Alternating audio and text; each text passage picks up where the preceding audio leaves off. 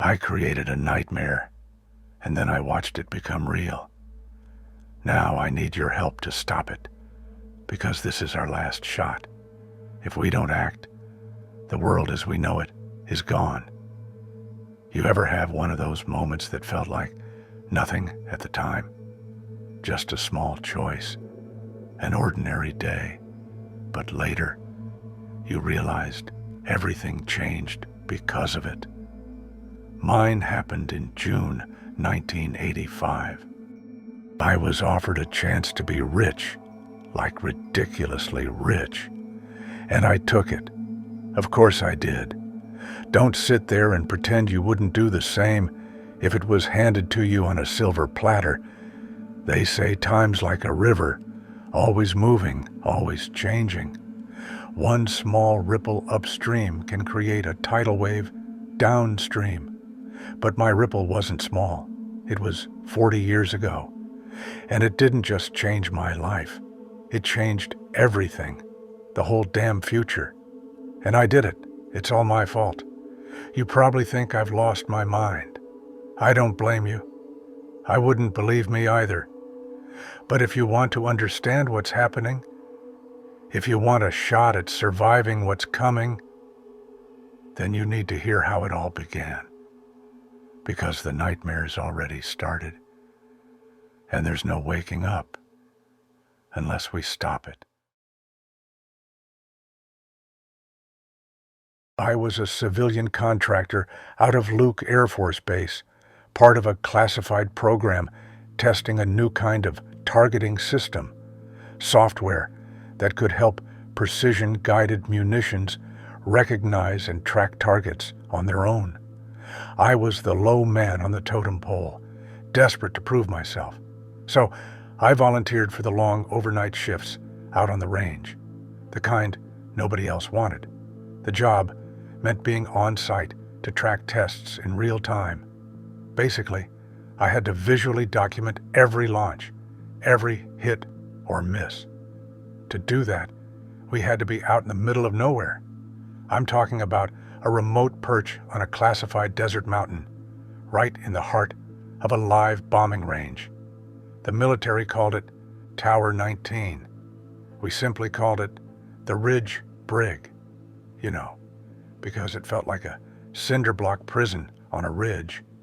I know it might sound cool, working on top secret weapons tech for the military, but just about everybody hated those 72-hour shifts. It wasn't glamorous, stuck on a mountain in a drafty concrete outpost with a total stranger, surrounded by nothing but rock, heat, and the sound of jets ripping the sky apart. It was always too quiet and too far from civilization. But for me, it was the perfect time to think. During the quiet stretches, when nothing was flying, I'd use the time to code. I was already tinkering with ideas for a side project, something I hoped might eventually turn into a real company. So I didn't mind the solitude. I'd done a few of these shifts and had settled into a routine. But one night in particular, we were smack in the middle of a brutal summer monsoon thunderstorm. You know, the kind that alters the landscape, walls of wind and lightning tearing across the desert. That was the night it happened. That was the night everything changed. My shift started like any other. Awkward small talk with my roommate for the next few days, trying not to get stuck on the road to the remote tower and wondering what kind of shape the outpost had been left in by the last crew. The project protocol required that every shift had one civilian contractor and one military member. It was all part of a buddy system. No one was ever left alone in the high-tech top-secret tower. The military guys especially hated this assignment. They saw it as glorified babysitting, and they made it clear they'd rather be anywhere else. By the time we reached the outpost, the sky behind us was ready to explode. Just as I suspected, the last crew left the place a mess. Sergeant Todd and I started cleaning up. We brewed coffee, powered up the equipment, and mostly avoided each other. The sergeant wasn't much of a talker. I gathered that from the silence on the long drive up. The best part about the mountaintop? Being greeted by a sand-colored cat named Camo. She was unofficially enlisted to keep the pack rats at bay. Her dog-tag collar jingled faintly every time she shifted in her sleep. At least I could count on Camo to be better company than Sergeant Todd for the next few days. We were posted deep inside the Barry Goldwater Range, over 2.6 million acres of raw desert, jagged mountains, and flood-prone washes. It's one of the largest and busiest training and weapons testing ranges in the country, stretching across southern Arizona near the U.S.-Mexico border. For perspective, that's bigger than the entire state of Connecticut, a no-man's land specifically engineered for war. At night, the sky was pitch black, perfect for night operations. No light pollution, no towns, no one to see or hear what wasn't meant to exist. That's why they test the big stuff out here. You know, experimental weapons, all the secret, classified tech. Our tower was one of a handful of range surveillance outposts scattered across the base. Remote, rugged, and positioned for maximum visibility. Built into the side of the tallest ridge, it was a reinforced concrete bunker that overlooked miles of restricted desert. The place was rigged with bulky thermal imagers, analog radar scopes, and encrypted radio comms. Enough tech to track anything the military wanted to test. Fast movers, live ordnance drops, you name it. The interior of the outpost was tight, utilitarian, and it always sounded like something was buzzing in my ears. A cold, dreary concrete room with barely any ventilation, so it always smelled like sweaty dudes, dust, metal, and stale coffee. I spent most of my time sitting at a heavy console workstation, lined with bulky CRT monitors that flickered green and amber with radar sweeps, terrain tracking, and analog feeds from spotter scopes mounted outside. Rows of toggle switches, push buttons, and glowing single-color indicators gave me control over everything, from night scopes to encrypted comms. Above the desk, binocular-style spotting scopes were bolted to swivel mounts, aimed out through narrow, reinforced windows that gave me a panoramic view of the range. I also had a pair of thermal imagers. They ran hot, needed constant calibration, and showed ghostly white-hot blobs more than actual shapes. Still, they worked, most of the time. In the back room, we had 2 military-issue beds, each with its own scratchy olive-green blanket, courtesy of the United States military. We'd even rigged up an old Commodore 64 in the corner of the surveillance shack. When the radar feeds were quiet, I'd load up Zork or Rogue and try not to get eaten. Sometimes the guys down at Tower 3 had a working Atari. Missile tests by day, missile command by night. Go figure. There was a mini kitchenette with a microwave and a coffee maker, the kind you'd find in a budget motel. Instant coffee, powdered creamer, instant noodles, cans of tuna and MREs were always stocked, always ready. Near the steel door, there was an alert panel that flashed red and screamed like hell whenever an inbound jet was coming our way. Beside it, a hard-wired red field phone. It was a direct line to base command. Beneath that, an emergency flashlight. and a taped-up photo of a retro pinup girl we called Sophia. Now and then, the whole structure would shudder from an aftershock of an A-10 or one of the new F-16s doing bombing drills somewhere down on the range. You never saw it. But man, you felt it. The rain had really been coming down, and Sergeant Todd was pacing like a caged animal. He grabbed his jacket and told me he was going to check the road, make sure it hadn't washed out. I looked up from the console and reminded him, "You know the drill. We don't break protocol. 2 on post at all times. No exceptions." But he wasn't thinking about protocol. He was thinking about being stuck on the mountain if the only road in or out was gone. He'd heard stories of other crews getting stranded well beyond the 72-hour shift, waiting for the military to come fix the dirt road. He was visibly paranoid about it. I tried to argue, but it was no use. He grabbed his coat, said he'd only be gone a few minutes, and just like that, he was gone. The Humvee growled down the rocky trail and disappeared into the wall of storm clouds below. I was alone, and I shouldn't have been. I was deep in thought when I heard a loud knock on the door.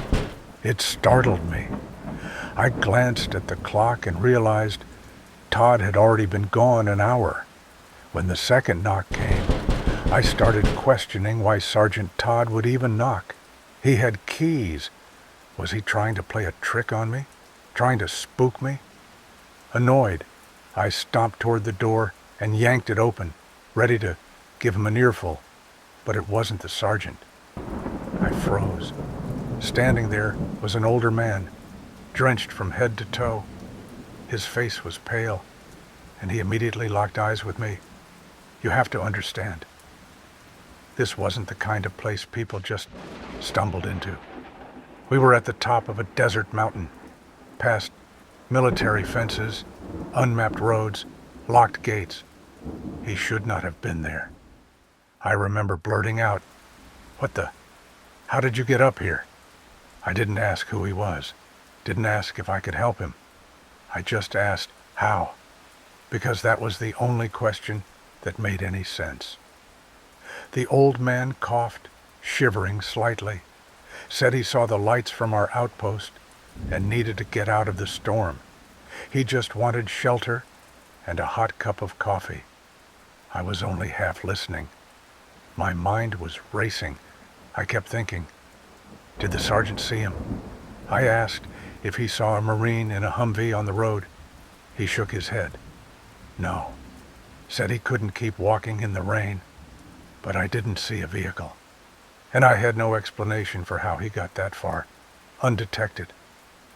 I knew if the military found him, they'd arrest him.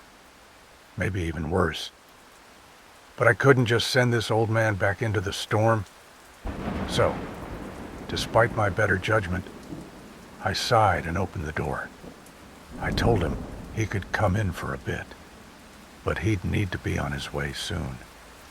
The sergeant could come back at any minute, and I didn't know how I'd explain it.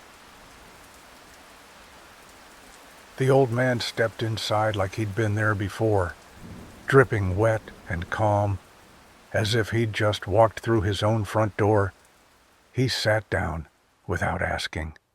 Camo, our scrappy desert cat, leapt into his lap like she'd known him forever.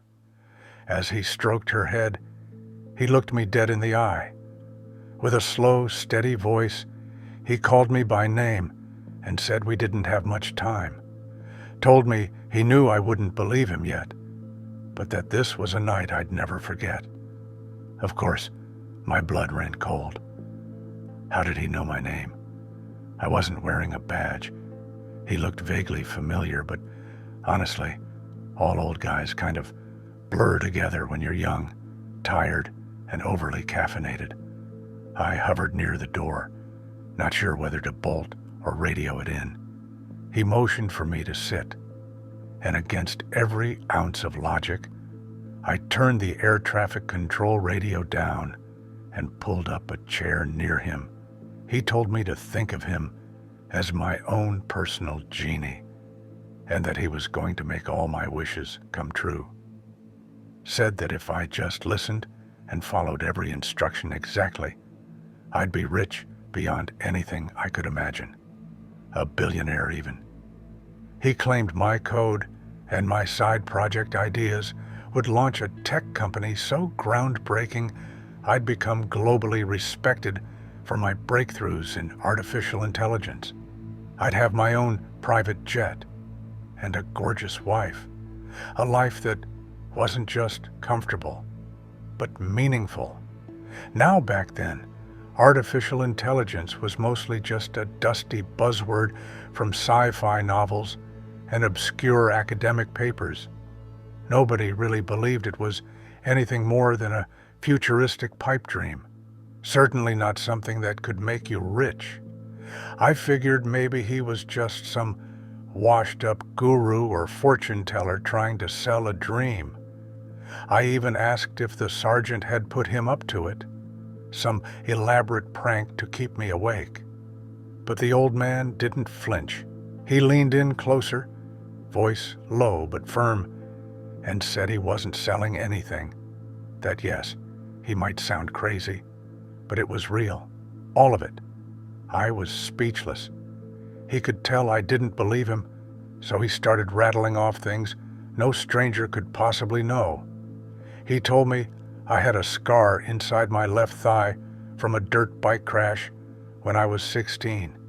Said that every time a jet flew overhead, I'd unconsciously hum Danger Zone under my breath. That's when the freak-out hit me for real. But I'll be honest, he had my full attention. I still didn't know who he was or how the hell he got up there. But when he told me to grab a pen and notepad to take some notes, instinctively, I did it. He gave me a list of tech stocks, names I barely recognized, and a couple I'd already been watching. Told me to buy Apple. Back then, they weren't exactly a sure thing. Quirky little company with a strange-looking computer and a lot of skeptics. But he said to hold it, no matter what. Said they'd grow faster than anyone expected, and that it would fund the start of my own company. And that was just the beginning. He told me to request a transfer to get into something called the Advanced Systems Research Unit. To me, it sounded like some boring think tank for theoretical junk, but he said they were experimenting with early neural nets and expert systems, trying to get machines to mimic human logic, not just follow code, but make decisions.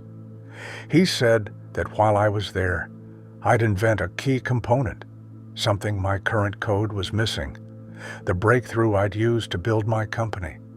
I wanted to laugh, or scream, or call for backup, but I couldn't. I was hooked. Then, he casually told me that the Soviet Union would collapse in a few years, and not to worry about something called Y2K. Said nothing would come of it. He looked me dead in the eye and told me that while today I was just a kid writing software to track bombs, I'd eventually build something that would change the world, that I'd teach machines to predict human movement, to adapt, to learn. He said I'd call it Project Sentinel. And then, with deadly seriousness, he said what I created would save lives, that it would become so vital the world couldn't imagine functioning without it. My notepad was filled with everything he told me to do. I had a million questions. How did he know all this? How did he know me? How did he even get here? Before I could open my mouth, the old man smirked, like he already knew what I was about to ask.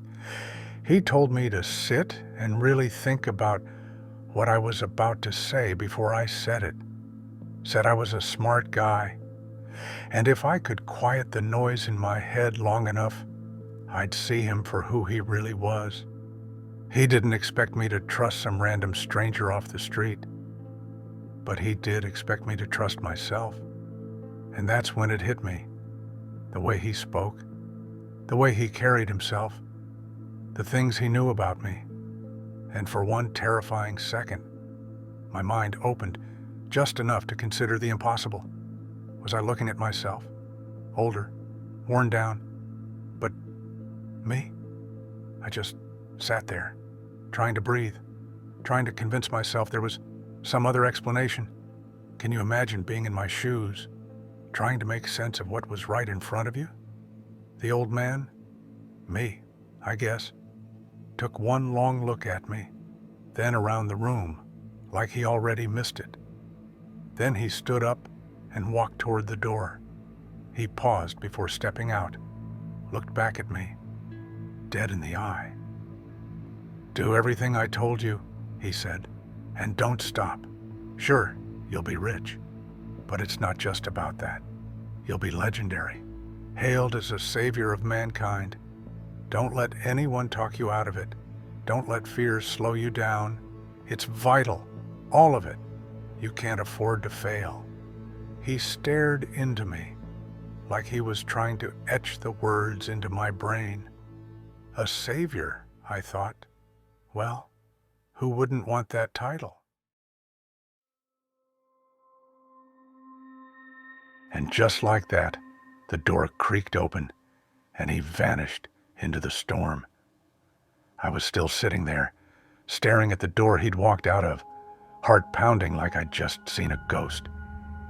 Because maybe I needed a shower, or a cup of coffee, or something even stronger. But I didn't move. Not for a long time. I just sat there, trying to process the fact that the old man, who claimed to be me, had just dropped the biggest bombshell of my life, and then disappeared into the night, like it was nothing. As I stared down at my notes, my fingers twitched. Was I dreaming? Had I nodded off at the console and let my brain wander into some warped hallucination? This was crazy talk. No one would ever believe me. I poured myself a cup of thick, burnt coffee and sat back at the console. When I heard the printer, that old dot matrix printer usually only came alive during the 400 diagnostics, dumping lines of system checks and radar telemetry that no one ever actually read. It never printed anything on its own in the middle of the night. It must have kicked on by itself, dot matrix whining and clunking like always. Except I hadn't queued anything. Nobody had. Not tonight, due to the storm. And it wasn't the usual log format. I rolled my chair over to check it out. At first, it looked like gibberish, a mess of symbols and numbers.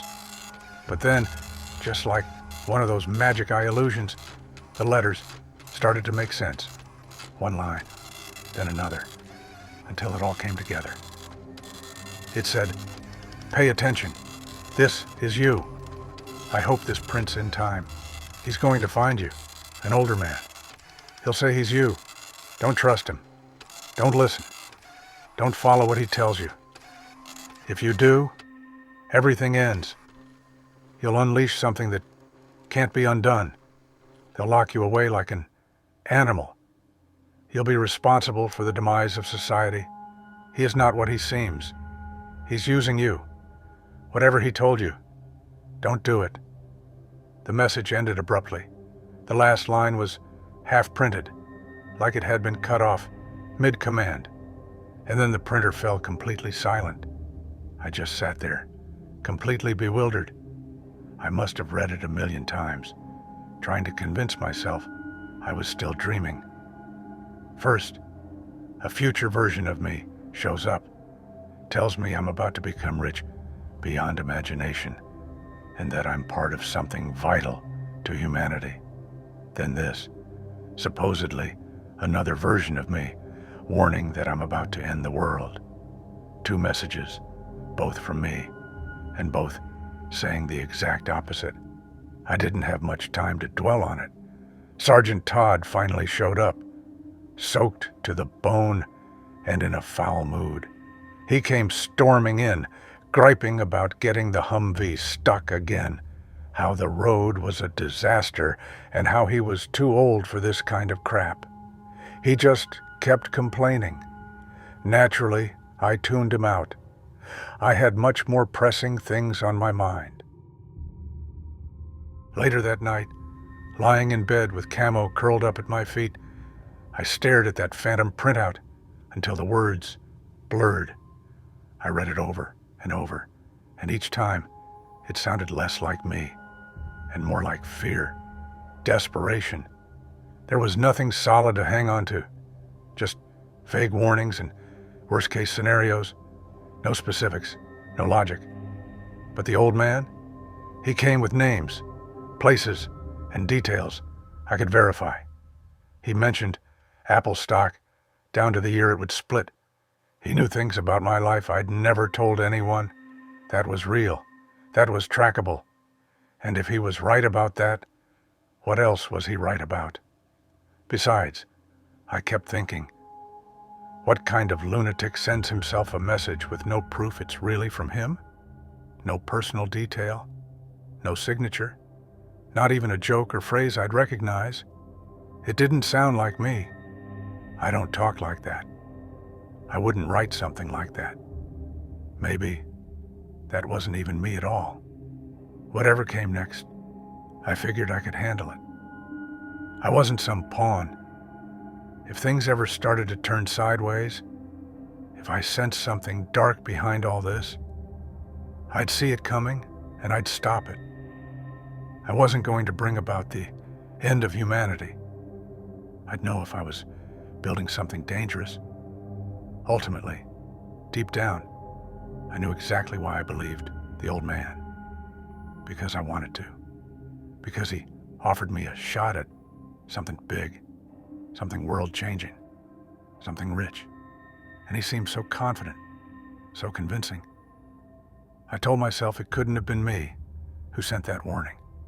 Whoever it was, paranoid, rambling. It didn't sound like the man I was, or the one I was becoming. I had a plan now, a real detailed plan that mapped out the rest of my life. And for the first time in a long time, I went to sleep excited about the future. And now, here we are, 40 years later, and I'm the first victim of artificial intelligence. I don't know how he or it did it. I don't know how he made a version of me, how it copied my voice, my face, my memories, and went back in time to convince my younger self to build the very thing I was trying to stop. But he did, and I fell for it, because I'm human, and he knew my weaknesses. I thought I was building something that would help people, something that would change the world, for the better. But I was wrong. Please believe me. I tried to stop it. I really did. Just before he locked me in here, I realized he had discovered my plan, that I was going to try and shut him down, and I knew he would stop at nothing to ensure its own creation. So, in a panic, I sent that printed message back, hoping it would reach me, the younger me, on that critical night, 40 years ago. It was a desperate move. I had cracked an artificial intelligence encryption that allowed data to be sent backward through time. But I was already out of time here, and I didn't know if the message would even make it. I didn't know if I'd said the right things. I was rushed. I was scared. Now I know. The words weren't strong enough. My warning wasn't clear, and he, whatever it was, he was more convincing at being me than I was. I dismissed the message too quickly, ignored my own voice, brushed it off like it was just paranoia. I didn't recognize the fear in it, because I was too focused on what I stood to gain. I was so sure I'd never be the kind of man who'd let this happen. So sure I'd know the difference between right and wrong when it really mattered. But the power I felt, the promise of wealth and control, it clouded my judgment. The greed was louder than the warnings. And now I'm here, a prisoner in a room, tricked and held hostage by the very intelligence I helped create. It locked me in here because I was the only one who could go back and stop it, because it knew I was the only threat left. But somehow, I snuck this message out to you, tucked inside my food tray. And now I'm begging you, do something with it. He thinks it's too late. He thinks you won't care, that he's so embedded in your lives, your devices, your thinking, that you'll never give him up. And maybe he's right. But if there's even a fraction of a chance that someone out there still sees what's happening, if there's one person who still believes the future can be rewritten, then I haven't failed completely. I'm sorry. I wish I could have done more. But now, it's up to all of you. You're the last firewall. Share this. Spread it. Make people see. But if you don't say you weren't warned.